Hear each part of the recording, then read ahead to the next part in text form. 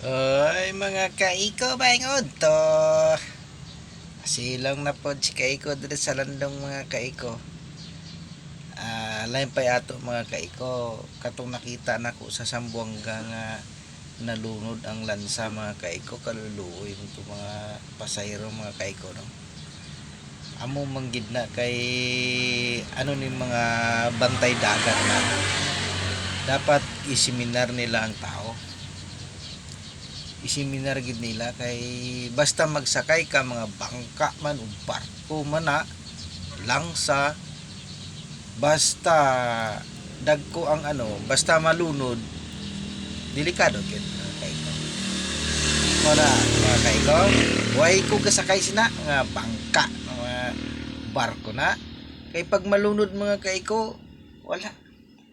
way gid kaning mga sa gobyerno dapat kipang seminar nilang tao nga hindi na sila magsakay nga mga bangka o barko man na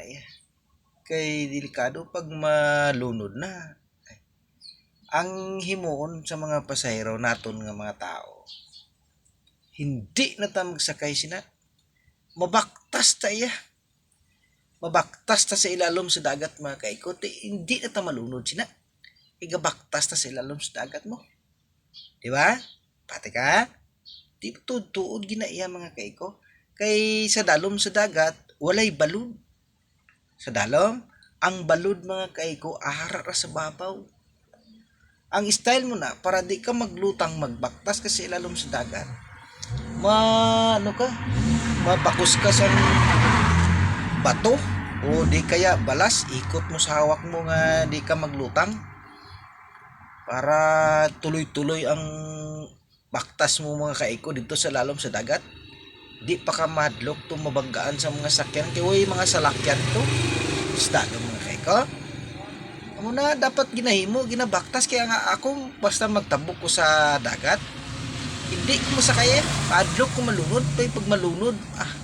delikado ang ginahimo kung mabaktas ko sa ilalom sa dagat mga kaiko way pa problema dito kay walay mga salakyan dito nga gadalagan amo na himuon dapat ani di nang sakay-sakay sa mga barko na mga bangka na kay delikado pag malunod mabaktas lalom sa dagat kay sa dalom sa dagat way ka makita itong mga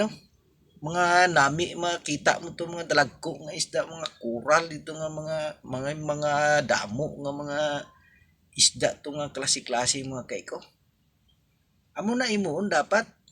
mabaktas lang taya amo na ginahimo na kun mga kaiko